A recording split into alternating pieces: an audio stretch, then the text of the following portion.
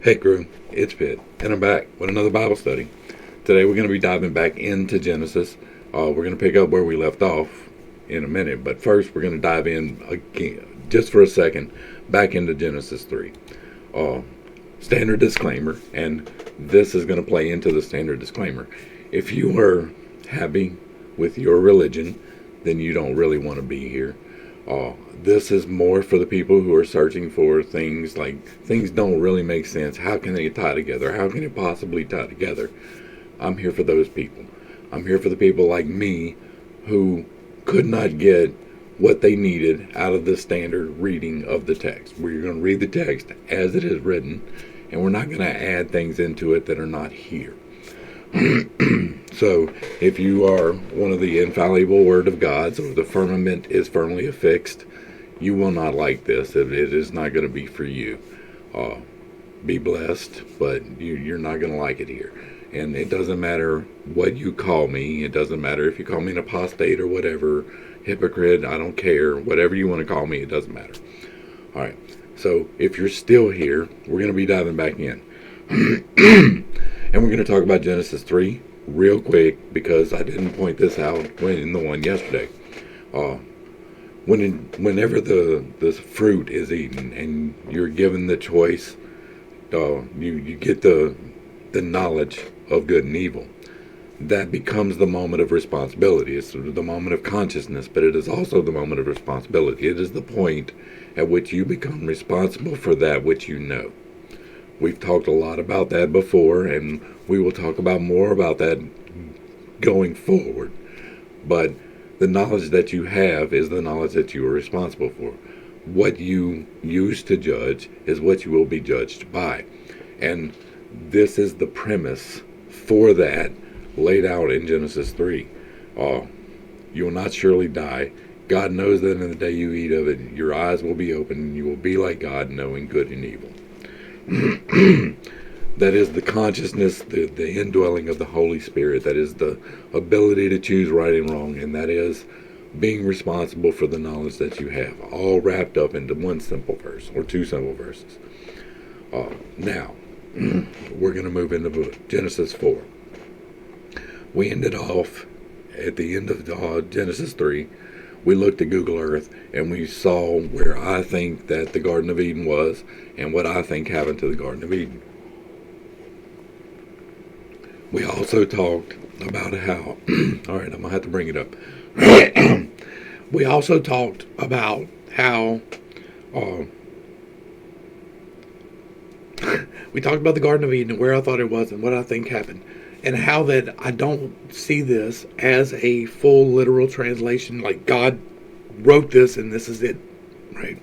This is not the infallible Word of God. This was written by Moses. I said 4,000 years, and that is not right. It is closer to 2,000 years between the creation and Moses in the text. But even still, that is a man, imagine a man today, writing a history of 2,000 years ago, so literally the time of Christ, without anything except an oral tradition, with no written records, nothing but the oral tradition. And that is what you have when Moses did this. He collected the stories, he sorted through them, he put them together the best he could, and then he wrote the books. This is to help a nation to have an identity. It is not necessarily for everyone, although it can be applied to anyone. God says that the only thing that is required is to come to Him. And so now we're going to get into 4. All right. We finished up with the whirling sword of flame to guard the way to the tree of life. And where I said I thought that was, and all right, now, before we get into this, well, we can get into it when it comes up. All right. And Adam had relations with his wife Eve, and she conceived and gave birth to Cain. With the help of the Lord, I have brought forth a man, she said. Later, she gave birth to Cain's brother Abel. Now, Abel was a keeper of sheep, while Cain was a tiller of the soil.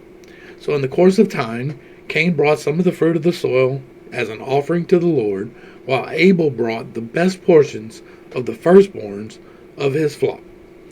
And the Lord looked with favor on Abel and his offering, but he had no regard for Cain and his offering. So Cain became very angry, and his countenance fell.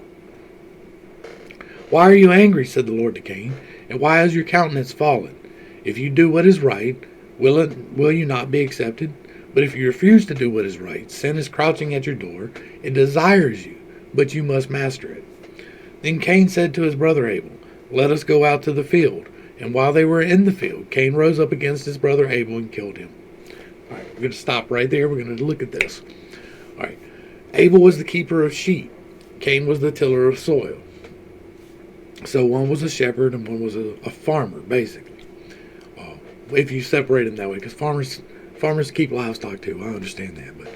But so in the course of time, Cain brought some of the fruit of the soil to the Lord, while Abel brought the best portions of the firstborn.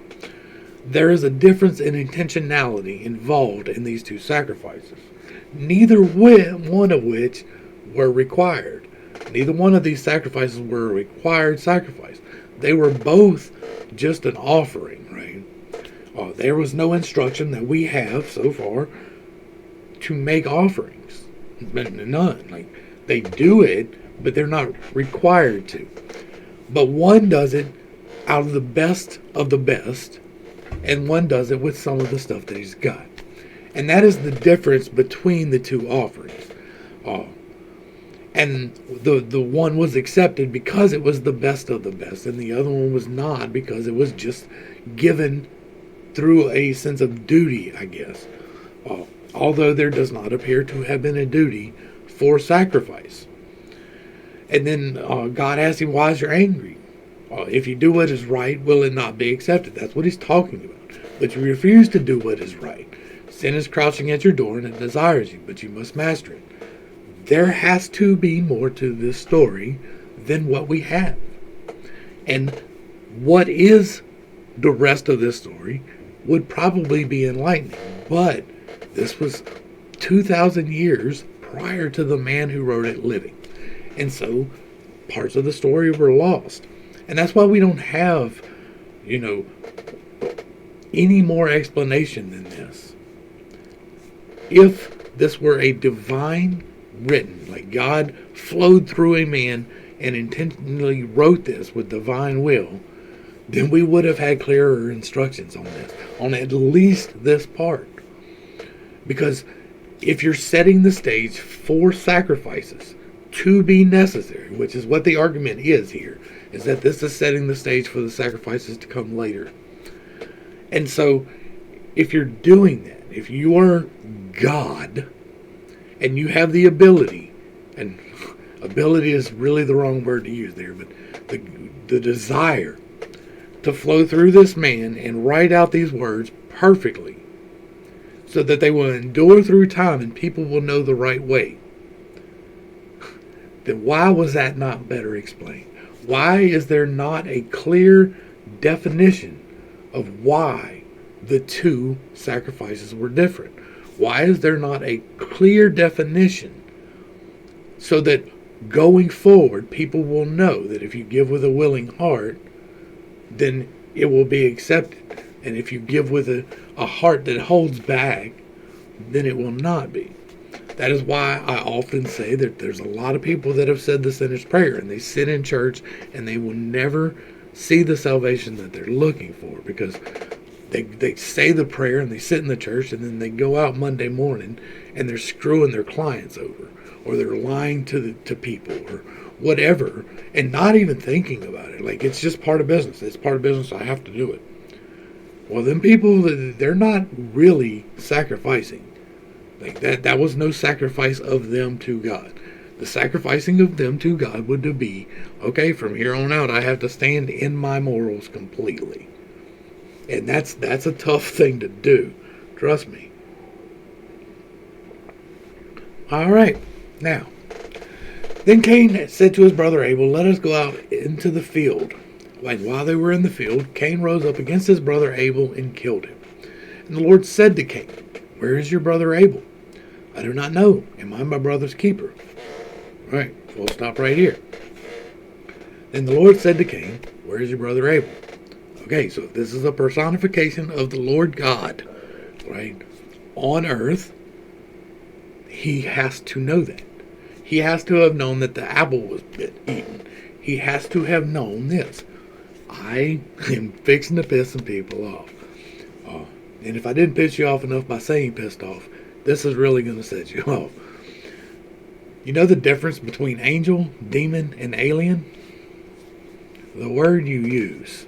That is it. I do believe that there is off-world life. I do believe that there are other things in this massive universe, and that some of them can be divinely inspired to come here and do things that are good for us. And some of them can be divinely inspired to come here and do things that are bad for us. I do believe that it is possible that we cannot see them even if they be among us. I do believe that it is possible that they can intentionally appear to people. And I don't find anything to contradict that belief. I don't see a difference between what people call aliens and angels and demons. I think the intentionality is what causes the difference between an angel and a demon. If they're aligned towards source and the good, then they're on the right side of things. They're an angel. And if they're aligned as sons of God towards the darker things and to bringing man down and to leading him into temptation, much like the serpent, then they're a demon. And that doesn't mean that they're not just two different races of aliens. I am perfectly fine with that. I don't believe that God incarnated on earth and was talking to somebody and didn't know the answer to the question before he asked it. And if he knew the answer, he didn't need to ask it. Right? And that's more than once. This is a repeated pattern of when the Lord is walking among them, then he should know the things that he has to ask about. When we do Sodom and Gomorrah, and they come in and they're like, we're going to see if it's really as bad as we heard. I think that was the angels, and that might be what people would call aliens. I'm not opposed to it. I don't worship any of them, even though other people in here might have. I don't believe that there is an incarnation of the Creator. I don't think that there can be an incarnation of the Creator. It's impossible to incarnate inside yourself, right? He is literally all things, and so he can't be here with us. That is why we are actually here, so that he may experience the mortal through the tiny slivers of divine that we are. And that is why our days are limited, is so that we will die and not be immortal and experiencing one experience throughout all of history, but instead we can experience a multitude of experiences as tiny little mortal slivers of the divine. We are not gods, but we are all part of God. And that is a very clear distinction. There is but one God, and he is all things. He is the Creator. He is the I Am. And he is to be called by no other name. And so, when they say Lord here, I believe that they are talking about one of these beings. One of the beings that cast them out of the garden. One of the beings that, led them in the wilderness. That is one of the beings that I believe they're talking about. And so, now we're going to move forward. And says, what have you done? Replied the Lord. No. I believe that this particular Lord is the one that is appointed as the keeper of Adam and Eve. It's like, all right, watch over them. Right? So that's what they're doing. This is the one that is, and he is the one that helped them, right? Because escaping Eden, in the way that I see it, in the way that I showed yesterday, escaping Eden was very much a thing that they needed to do, and that they were probably guided in doing, even though it isn't recorded here. If they have just come to consciousness, and they see this, and it makes them run, and all of these things, maybe there was somebody there. Maybe it was this Lord. And maybe this Lord right here is actually an angel. And you can say an angel of God, and I'm perfectly fine with that. Maybe he's one of the children of God. All right. What have you done? The voice of your brother's blood cries out to me from the ground. Now you are cursed and banished from the ground, which has opened its mouth to receive your brother's blood from your hand. And when you till the ground, it will no longer yield its produce to you. You will be a fugitive and a wanderer on the earth. This verse right here gives me a lot of consternation because I can't puzzle it out. The voice of your brother's blood cries out to me from the ground. And it's like, all right, I got that. An angelic being can have senses that we cannot. And maybe they've got location and they can be like, I don't know. But the voice of the blood's brother crying out from the ground is perfectly acceptable to me. It could be magnetic fluctuations coming from the iron dispersed in the ground. It's that simple for me. I don't care the mechanics of it. But the curse here, you are cursed and banished from the ground, which has opened its mouth to receive your brother's blood from your hand. Well, is that just the locality, like the specific area that he's in? Or is it cursed from the ground altogether, right? Cursed to fly? I don't know. Something is not right, because when you till the ground, apparently he can still till the ground even though he's not on the ground, it will no longer yield its produce to you. So you cannot farm. And you will be a fugitive and a wanderer on the earth. Now, this particular verse has led to a lot of racism through the years. And I find that completely ridiculous. It's dumb, but Cain said to the Lord, my punishment is greater than I can bear. Behold, this day you have driven me from the face of the earth, and from your face I will be hidden. I will be a fugitive and a wanderer on the earth, and whoever finds me will kill me. And not so, replied the Lord. If anyone slays Cain, then Cain will be avenged sevenfold. And the Lord placed a mark on Cain, so that no one who found him would kill him. And so Cain went out from the presence of the Lord and settled in the land of Nod, east of Eden. All right, so if we're talking about Eden, as I see it, was here, right? Y'all can see that. East of Eden would be the Afghanistan region, Turkmenistan, Uzbekistan, Pakistan.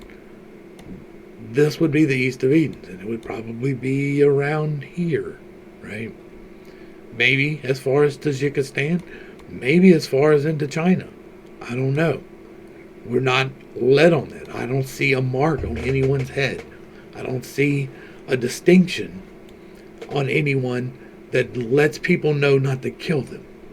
Because people have used this verse for a lot of horrible things throughout the years on both sides. And it's hard to justify that in any sort of manner. Like, I don't believe in separating us by the color of our skin. That's just dumb. God created everyone, right? Even though I will get into that in a moment. But, so, this mark that people say marks this race is different, or that race is different, lets you kill them? That's all I'm saying.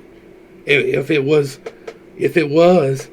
actually divinely inspired, that a black man was marked by God, and because he's black, that is the mark of Cain, and there are people that absolutely believe that, that means that you can't kill them. Like, that's just, it doesn't make sense, even in a dumbass mind. I don't understand it. But I don't see a mark. This appears to be one individual, but they were sent to the east of Eden, and it was probably just a banishment away, not really like a mark on your head, or I don't know that. And I'm not trying to say I do. I'm just speculating about that. The things that I know we'll talk about. Alright, now here's where things get really wonky. The descendants of Cain.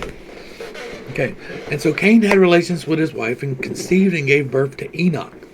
Then Cain built a city and named it after his son Enoch. And now to Enoch was born Irad, and Irad was the father of Mahalalel, and Mahalalel was the father of Methuselah. And Methuselah was the father of Lamech. And Lamech married two women, one named Adah and the other Zillah. Adah gave birth to Jabal, and he was the father of those who dwell in the tents and raise livestock. And his brother's name was Jubal, and he was the father of all who plays the harp and flute. Yeah, absolutely divinely inspired. And Zillah gave birth to Tubal-Cain, the forger of every instrument of bronze and iron, and the sister of Tubal-Cain was Naamah. Then Lamech said to his wives, Adah and Zillah, hear my voice. Wives of Lamech, listen to my speech. For I have slain a man for wounding me, a young man for striking me. If Cain is avenged sevenfold, then Lamech is 77fold. Okay, now, what we have here is the generations of Cain, right? The one who was expelled. Except it's kind of the same as the generations that come next. And Adam again had relations with his wife, and she gave birth to a son and named him Seth, saying, God has granted me another seed in place of Abel, since Cain killed him. And to Seth also a son was born, and they called him Enosh. At that time, men began to call upon the name of the Lord. Now there's some interesting phraseology. So it's not until after Cain and Abel and the banishment of Cain, and then Adam has relations with his wife and has another son, and then his son has a son, and then they began calling upon the name of the Lord. So nobody was calling upon the name of the Lord until that time. It's very interesting. Very interesting. It's very revealing. If you look at it without the light, without the glasses on of divinely inspired, infallible word, if you look at this as a history, an amalgamation, and somebody trying to put something together 2,000 years later, then the mistakes doesn't really make that big of a difference. This is obviously a mistake, because not only does it talk about Cain had relations and had Enoch and all of this, but these generations there go into these generations here. I'm not going to bother reading through all of these right now. We will come back to 5 at another time, because there's a whole nother study in these numbers. It's interesting to note that the numbers between whenever Adam and whenever Enoch was taken is just under 1,000 years. I wrote it down somewhere. I don't know. I wrote it down somewhere. But there's a whole nother study to be done just on them numbers. All the way up to Enoch, which is here. And then from Methuselah to Noah, there's another study completely. But he talks about, this is the generations of Seth, not Cain. Cain was banished to the other side of the continent. This is Seth. But Seth also has Mahalalel, and he has Methuselah, and he has Enoch, and he has Lamech, and then Lamech has Noah.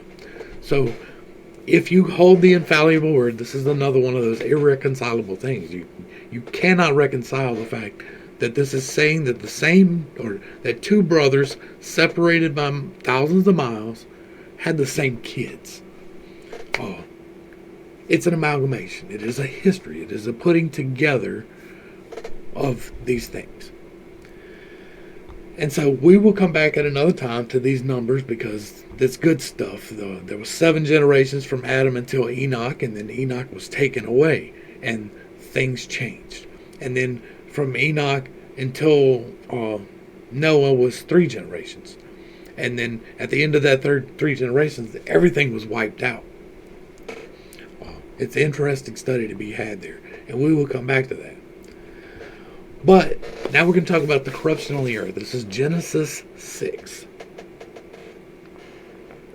Now, when men began to multiply on the face of the earth, and daughters were born to them, the sons of God saw that the daughters of men were beautiful, and they took as wives whomever they chose.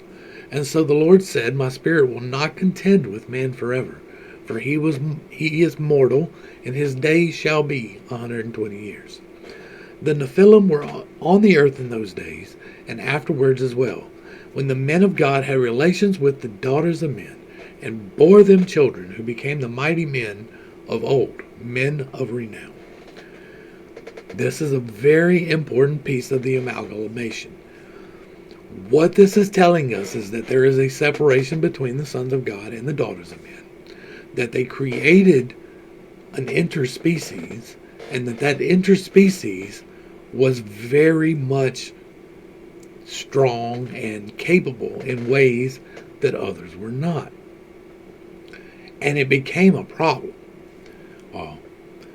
And the sons of God, to me, the way that I interpret this, as we just talked about, are the angels, right?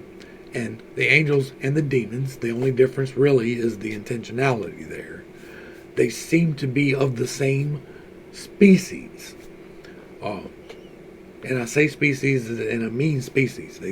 I think that they may be in I'm going to do a whole nother video on this, but the theory of the evolution of the soul, I think that they are on the next step of the soul's evolutionary journey, and that they have their own trials and lessons to learn, like we do here, and like our pets and stuff do here, and they're learning their lessons, and that when we move up into our new bodies, into the new existence, we will be where they are, and that where we are now, we have our own lessons to learn. This is a different form of existence, and we're not supposed to really intermingle in the way that they are doing here. And because it is doing that is two different harmonics mingling, and they're becoming something new, it's unpredictable. And the unpredictability of it brought us giants and cyclopses and hydras and really bad things. And so that's where we are here. All right. And then the Lord saw that the wickedness of man was great upon the earth, and that every inclination of the thoughts of his heart was altogether evil all the time. And the Lord regretted that he had made man on the earth, and he grieved in his heart. And so the Lord said, I will blot out man, whom I have created, from the face of the earth, every man and beast and crawling creature, and bird of the air, for I am grieved that I have made them. In just 10 generations, about 1,500 years, right? It was about 1,500 years until the time of Noah, from creation till the time of Noah. Man had become so corrupted that God wanted to wipe him off the earth. In about 1,500 years. We're about 1,500 years into the modern era, right? Like, since we got iron working and really got serious about becoming the modern society that we are, we're about 1,500 years into it. It was about 500, 600 AD is about when things started really kicking in. And so, here we are. And I am grieved that I have made them. Noah, however, found favor in the eyes of the Lord. And this is the account of Noah. Noah was a righteous man, blameless in his generation. Noah walked around with God. And Noah had 3 sons, Shem, Ham, and Japheth. And now the earth was corrupt in the sight of God, and full of violence. And God looked upon the earth, and saw that it was corrupt, for all living creatures on the earth had had corrupted their ways. And so, yeah, this right here, this is the account of Noah, and Noah was a righteous man, blameless in his generation. Has to do with what we were just talking about. He was not corrupted by the sons of God. He was not the product of the sons of God and the daughters of men mingling, right? And it appears to only move in that one direction. That's weird. It doesn't say anything about the daughters of God and the sons of men, right? So it's just the sons of God and it's just the daughters of men. And it is interesting. And he is mortal, and his days shall be 120 years. All right. Noah walked with God, and he had 3 sons, Sam, Ham, and Japheth. The earth was corrupt in the sight of God and full of violence. And God looked upon the earth and saw that it was corrupt, for all living creatures of the earth had corrupted their ways. Now, I'm not saying that we're going to say that the squirrels have corrupted their ways or that the rabbits have corrupted their ways. But man sure has corrupted his ways.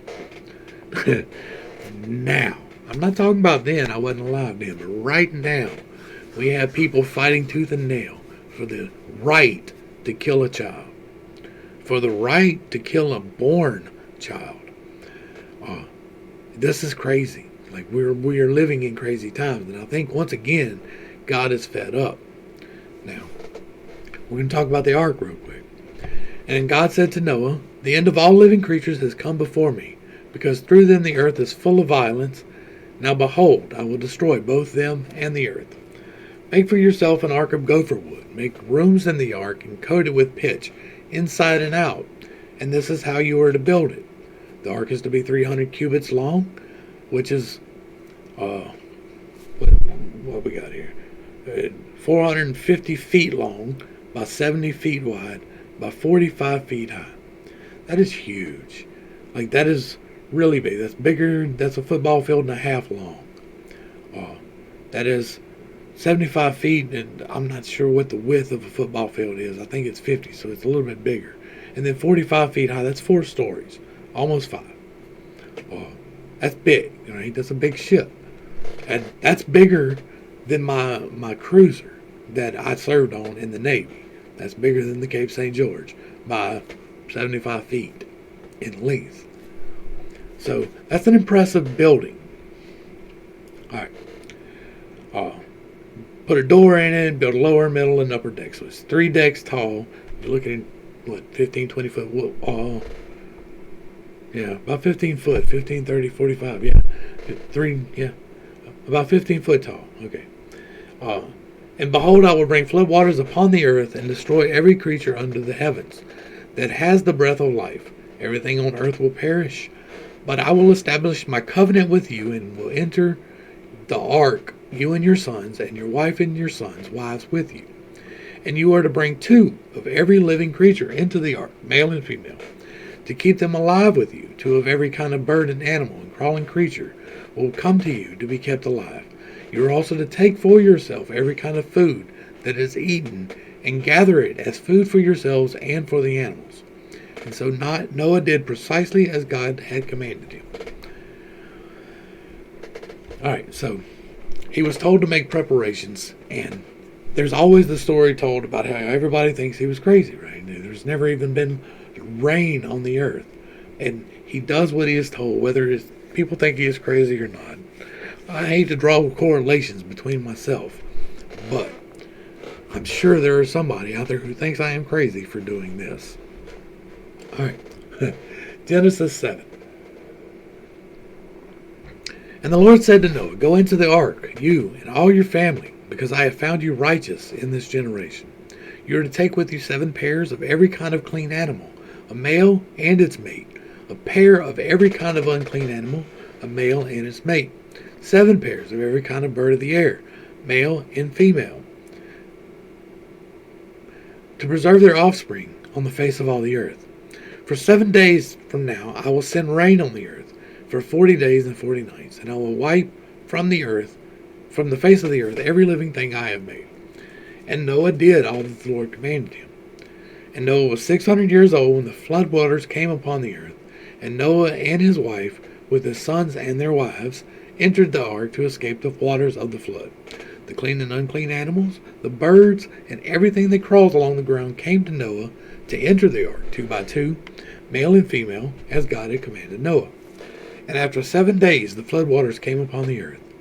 And in the 600th year of Noah's life, on the 17th day of the 2nd month, all the fountains of the great deep burst forth, and the floodgates of heaven were opened. And the rain fell upon the earth for 40 days and 40 nights. Alright, so right here we have a timeline. The 2nd month, I closed that tab out, and I'm not going to try and pull it up now. There's 2 different ways of reading the 2nd month in the Hebrew calendar. And I'm not sure which one is they're talking about here. So it could be in the spring and it could be in the fall. One or the other. It is the second month of one or the other. One of those would be September. And so I lean that way. I've talked about September before. I have plenty of reasons for thinking September, more so now dealing with current events than even coming from the Bible. And there are plenty in the Bible. But there is a timeline here if somebody's got the time and the inclination to dig it out. I don't know if somebody has or not, of when the floodwaters came upon the earth. Let's go ahead and finish talking about what happens here, and then we'll get into what happens here. And after 7 days of floodwaters come upon the earth, we just did that. Oh no. In the 600th year of Noah's life, on the 17th day of the second month, all the fountains of the great deep burst forth, and all the floodgates of the heaven were opened, and the rain fell upon the earth for 40 days and 40 nights. And on that very day Noah entered the ark along with his sons, Shem, Ham, and Japheth, and his wife, and the wives of three wives of his sons. They and every kind of wild animal, livestock, crawling creature, blah, blah, blah, blah, blah. And they entered, and the flood for 40 days the flood kept coming on the earth, and the water rose and lifted the ark high above the earth. So the waters continued to surge and rise greatly on the earth, and the ark floated on the surface of the waters, and finally the waters completely inundated the earth, so that all the high mountains under all the heavens were covered. The waters rose and covered the mountaintops to a depth of 15 cubits. So that is 22.5 feet above the top of the mountains. And every living thing on the face of the earth was destroyed, man and livestock, crawling creatures, and birds of the air. They were blotted out from the earth, and only Noah and those with him in the ark remained. And the waters prevailed upon the earth for 150 days. All right, now here's time for some more heresy. This is a list of flood myths from around the world. In North America, you got the Choctaw, the Ojibwe, Menominee, Algonquin, Mackaye, Ottawa, Cree, Nipmuc, Hopi, Comox, Inuit, Eskimo. Mesoamerica, they have flood myths there. South America, they have them there. Canary, Inca, Mapuche. Ancient Near East, Mesopotamia, China, Abrahamic religions, Iran, India, Indonesia, Japan, Korea, Malaysia, Philippines, Thailand, Vietnam, all through Europe, all through Oceania. The point being is that this is not the only flood story. Some of them predate this and some of them come after this. But they are all, I don't want to say that they are all distinct, because some of them blend and some of them take from the others and they mix them and it's obvious. Some of them are completely unique, but they all tell a story. I believe that story is this, right? Cain is over here, right? Cain has been cast out and he is to the east, so he is in this reign over here. Noah with his sons are over here. I think that they're still in the area of Babylon at this point. They had just been cast out of the garden and they're pretty settled right here through the generations up until the flood. And then the flood carries them off, and I think historically it places them in Syria and then they come down. But I believe that there was a flood, that the fountains of the earth rose up. And I think what happened was that was the second passing of the destroyer, right? The great fiery serpent of old. I differ from this with suspicious observers in the Thunderbolts Project, because I think it's going to be an extrasolar event that starts it. I don't believe that it's just the sun, although it could be, and I am perfectly fine as being wrong on that. If I am wrong, then I'm just wrong. I'm okay with that. But what I believe is going to happen is that there is going to be a return of this great destroyer that makes a cycle of coming into our solar system and destroying the planet. The first time it came through, there was the casting out of Eden.